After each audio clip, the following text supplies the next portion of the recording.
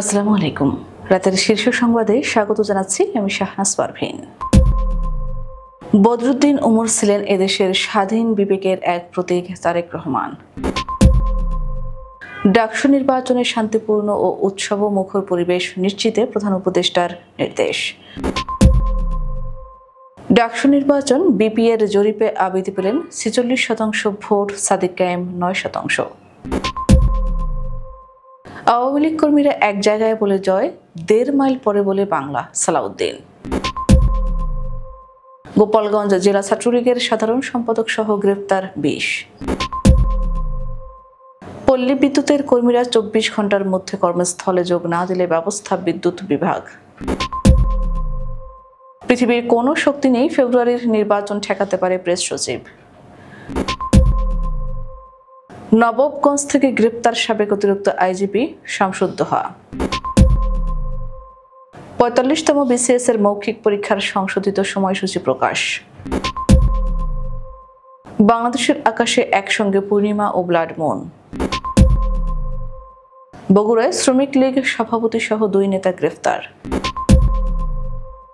যুক্তরাষ্ট্রের গোপন ক্ষেপণাস্ত্র প্রতিরক্ষা কর্মসূচি প্রকল্পের দায়িত্বে বাংলাদেশি বংশোদ্ভূত শরীফুল। ট্রায়ালে সফল রাশিয়ার যুগান্তকারী ক্যান্সার ভ্যাকসিন। পদত্যাগ করেছেন জাপানের প্রধানমন্ত্রী।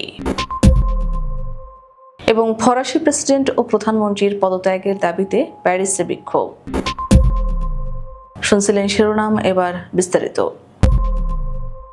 বদরুদ্দিন ওমর ছিলেন এদেশের স্বাধীন বিবেকের এক প্রতীক বলে মন্তব্য করেছেন বিএনপির ভারপ্রাপ্ত চেয়ারম্যান তারেক রহমান। রোববার এক বিবৃতিতে তারেক রহমান বলেন, মরহুম বদরুদ্দিন ওমর বারবার রাজরোষে পড়া সত্ত্বেও তিনি তার আদর্শ বাস্তবায়নে ছিলেন আপোষহীনভাবে স্থির।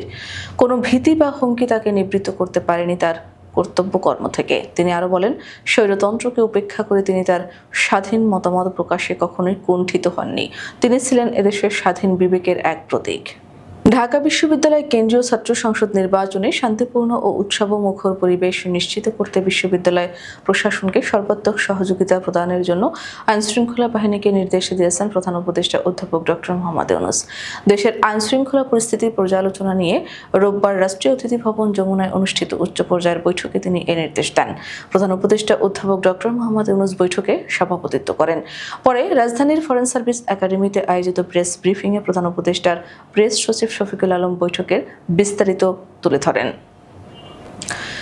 বাংলাদেশ পাবলিক একাডেমি এবং ভলান্টিয়ার সংস্থা বেসরকারি আসন্ন ডাকসু নির্বাচনে ভিপি প্রার্থীদের উপর একটি জরিপ পরিচালনা করেছে। এ জরিপে অংশ নিয়েছেন ২৪০ জন ইচ্ছুক ভোটার। জরিপে শীর্ষ চার প্রার্থী হিসেবে উঠে এসেছেন আব্দুল কাদের, আবিদুল ইসলাম খান, উমামা ফাতেমা এবং মোহাম্মদ আবু সাদিক। বিপিএর জরিপ অনুযায়ী ২৪০ ইচ্ছুক ভোটারের ভোটে বাকশাসের ভিপি প্রার্থী আব্দুল কাদের ১৮%, ছাত্রদলের ভিপি প্রার্থী আবিদুল ইসলাম খান ৪৬%, স্বতন্ত্র শিক্ষার্থী ঐক্য প্যানেলের ভিপি প্রার্থী উমামা ফাতেমা ১২% এবং ঐক্যবদ্ধ শিক্ষার্থী জোট প্যানেলের সহ সভাপতি প্রার্থী মোহাম্মদ আবু সাদিক কায়েম ৯% ভোট পেয়েছেন। মুক্তিযুদ্ধ ও গণতন্ত্র হত্যার ইতিহাস শুধু আওয়ামী লীগের উল্লেখ করে বিএনপির স্থায়ী কমিটির সদস্য সালাউদ্দিন আহমেদ বলেছেন, তাদের কর্মীরা এক জায়গায় বলছে জয়, দৌড়াতে দৌড়াতে ১.৫ মাইল দূরে গিয়ে বলছে বাংলা। এই হলো তাদের অবস্থা। তারা যেন আর দাঁড়াতে না পারে সেই রাজনীতি করবে আগামীর নেতৃত্ব। রোববার রাজধানীতে এক অনুষ্ঠানে তিনি এমন মন্তব্য করেন। সালাউদ্দিন বলেন, নির্বাচনের মধ্য দিয়ে রাজনৈতিক সরকার প্রতিষ্ঠা করতে হবে, সংসদীয় সরকার প্রতিষ্ঠা করতে হবে, যার মাধ্যমে জাতির আশা আকাঙ্ক্ষা পূরণ হবে।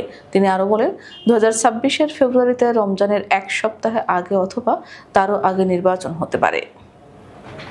গোপালগঞ্জ জেলা ছাত্রলীগের সাধারণ সম্পাদক আমির হামজা ও বসুন্ধরায় কেবি কনভেনশন হল ভাড়া প্রদানকারী মোহাম্মদ বাইজিদ সহ রাজনৈতিক কার্যক্রম নিষিদ্ধ ঘোষিত আওয়ামী লীগ ও এর অঙ্গ সংগঠনের আরও ১৮ নেতাকর্মী গ্রেপ্তার করেছে ঢাকা মহানগর গোয়েন্দা পুলিশ, থানা পুলিশ ও counter terrorism and transnational crime unit. শনিবার ও রোববার পৃথক অভিযান চালিয়ে তাদের গ্রেপ্তার করা হয়। ডিবি পুলিশ অভিযান চালিয়ে ১৩ জনকে গ্রেপ্তার করেছে। আগামী 24 ঘন্টার মধ্যে সারা দেশের পল্লী বিদ্যুতায়ন বোর্ডের অধীনে 80টি পল্লী বিদ্যুৎ সমিতির কর্মকর্তা কর্মচারীকে কাজে যোগ দেওয়ার আহ্বান জানিয়েছে বিদ্যুৎ, জ্বালানি ও খনিজ সম্পদ মন্ত্রণালয়ের বিদ্যুৎ বিভাগ। এই 24 ঘন্টার মধ্যে কর্মস্থলে যেসব কর্মকর্তা কর্মচারী অনুপস্থিত থাকবেন তাদের বিরুদ্ধে আইনগত ব্যবস্থা নেবে বিদ্যুৎ বিভাগ। রোববার বিদ্যুৎ বিভাগের পক্ষে বিদ্যুৎ, জ্বালানি ও খনিজ সম্পদ মন্ত্রণালয়ের তথ্য ও জনসংযোগ কর্মকর্তা মোহাম্মদ শফিউল্লাহ স্বাক্ষরিত এক বিজ্ঞপ্তিতে এ তথ্য জানানো হয়েছে। প্রধান উপদেষ্টার প্রেস সচিব শফিকুল আলম বলেছেন, ফেব্রুয়ারির প্রথমার্ধে ত্রয়োদশ জাতীয় সংসদ নির্বাচন অনুষ্ঠিত হবে। পৃথিবীর কোনো শক্তি নেই এই নির্বাচন ঠেকাতে পারে। রোববার সাম্প্রতিক বিষয়াবলী নিয়ে বাংলাদেশ ফরেন সার্ভিস একাডেমিতে সংবাদ সম্মেলনে প্রেস সচিব এসব কথা বলেন। তিনি বলেন, আজকের উপদেষ্টা মণ্ডলীর বৈঠক থেকে যে কোনো ধরনের পরিস্থিতি মোকাবিলা করতে স্থানীয় প্রশাসনকে আরও সক্রিয়ভাবে কাজ করার কঠোর নির্দেশনা দেওয়া হয়েছে। নির্বাচনকে কেন্দ্র করে নিরাপত্তা যেন বিঘ্নিত না হয় সে পদক্ষেপে নিতে বলা হয়েছে। এ সময় জটিকে মিছিল ও বেআইনি সমাবেশের বিষয়ে কঠোর আইনি ব্যবস্থা নেওয়া হবে। গ্রেফতার হলেন সাবেক অতিরিক্ত আইজিপি ডক্টর খন্দকার শামসুদ্দোহা। নবাবগঞ্জের পানালিয়া ওয়ান্ডেরালা গ্রিন পার্ক থেকে রোববার সকাল 11টায় তাকে আটক করে পুলিশ সূত্রে জানা যায়, সাবেক অতিরিক্ত আইজিপি ডক্টর খন্দকার শামসুদ্দোহা তার নিজস্ব বাড়ি ঢাকার নবাবগঞ্জের পানালিয়া অবস্থান করছিলেন। শনিবার তিনি মদ পান করে বাসার কাজের লোকজনকে হুমকি ধামকি দেন। পরে রাত 11টায় তার এক কাজের মহিলা 999 নম্বরে কল দিয়ে বিষয়টি জানান। নবাবগঞ্জ থানা পুলিশ তাৎক্ষণিক ঘটনাস্থলে যায়। তিনি পুলিশকে দেখেও তাদের সাথে দুর্ব্যবহার করে ঊর্ধ্বতন কর্তৃপক্ষের নির্দেশে নবাবগঞ্জ থানার ওসি মমিনুল ইসলামের নেতৃত্বে পুলিশের রাতভর সেখানে অবস্থান করে। গভীর রাতে থেকে পুলিশের একাধিক টিম তাকে গ্রেপ্তারে কাজ করে। পরে রোববার সকাল 11টার দিকে তাকে আটক করে। 45তম বিসিএস মৌখিক পরীক্ষার তৃতীয় পর্যায়ের সংশোধিত সময়সূচি প্রকাশ করেছে বাংলাদেশ সরকারি কর্ম কমিশন। রোববার গত 28 আগস্ট প্রকাশিত বিজ্ঞপ্তিটি বাতিল করে নতুন বিজ্ঞপ্তি জারি করা হয়। নতুন বিজ্ঞপ্তি অনুযায়ী 64 জন প্রার্থীর মৌখিক পরীক্ষা আগামী 11 সেপ্টেম্বর সকাল 10টায় রাজধানীর আগারগাঁওয়ে পিএসসির প্রধান কার্যালয়ে অনুষ্ঠিত হবে। পিএসসি জানিয়েছে, প্রার্থীদের নির্ধারিত অনলাইন ফর্ম বিপিএসসি ফর্ম 1 পরীক্ষার দিন বোর্ডে জমা দিতে হবে। এই ফর্ম কমিশনের ওয়েবসাইট থেকে সংগ্রহ করতে হবে। ফর্মের সঙ্গে প্রয়োজনীয় সব সনদ ও ডকুমেন্টের দুটি সত্যায়িত কপি জমা দিতে হবে এবং মূল সনদ পরীক্ষার বোর্ডে প্রদর্শন করতে হবে। নির্দেশনা অনুযায়ী ফর্ম ও কাগজপত্র জমা না দিলে প্রার্থীর প্রার্থিতা বাতিল হবে। অল্প সময়ের মধ্যে পূর্ণিমার চাঁদ লাগতে যাচ্ছে গ্রহণ। পূর্ণগ্রাস ও চন্দ্রগ্রহণের রক্ত লাল হয়ে উঠবে চাঁদ। সেই সঙ্গে রক্তিম চাঁদের পাশে স্পষ্ট হয়ে উঠবে উজ্জ্বল দুই গ্রহ। রোববার রাতে 9টা 27 মিনিটে অবতারণা করতে যাচ্ছে মহাজাগতিক বিরল এই দৃশ্যের, যা স্থায়ী হবে পরদিন 8 সেপ্টেম্বর ভোর পর্যন্ত। জানা গেছে, গ্রহণটি 7 ঘন্টা 27 মিনিট স্থায়ী হবে বাংলাদেশে। গ্রহণের পূর্ণ পর্যায়ে রক্তিম আভায় ঢাকা থাকবে চাঁদ। রাত 11টা 30 মিনিটে শুরু হয়ে পূর্ণগ্রাস গ্রহণটি চলবে রাত 12টা 52 মিনিট পর্যন্ত। দীর্ঘ 82 মিনিট বিশ্ববাসী রাতের আকাশে উপভোগ করতে পারবে ব্লাড মুনের মহাজাগতিক দৃশ্য। শুধু তাই নয়, রক্তিম চাঁদের সাথে দেখার সুযোগ হবে উজ্জ্বল দুই গ্রহকেও। বগুড়ায় বৈষম্য বিরোধী ছাত্র আন্দোলনে হামলার মামলায় পলাতক আসামি জেলা শ্রমিক লীগ সভাপতি সহ 2 নেতাকে গ্রেফতার করা হয়েছে। সদর থানা পুলিশ শনিবার রাতে শহরের কলোনি এলাকায় পৃথক বিশেষ অভিযানে তাদের গ্রেফতার করে। গ্রেপ্তার 2 জন হলেন বগুড়া জেলা শ্রমিক লীগের সভাপতি আব্দুস সালাম ও ধুনট উপজেলা স্বাস্থ্য সেবক লীগের সহ সভাপতি পিয়াস আহমেদ। পুলিশ জানায়, শনিবার রাত 10টার দিকে বগুড়া শহরের কলোনি তাজমা সিরামিক কারখানা এলাকায় বিশেষ অভিযান চালিয়ে ধুনট উপজেলা স্বেচ্ছাসেবক লীগের সহ সভাপতি পিয়াস আহমেদকে গ্রেপ্তার করা হয়।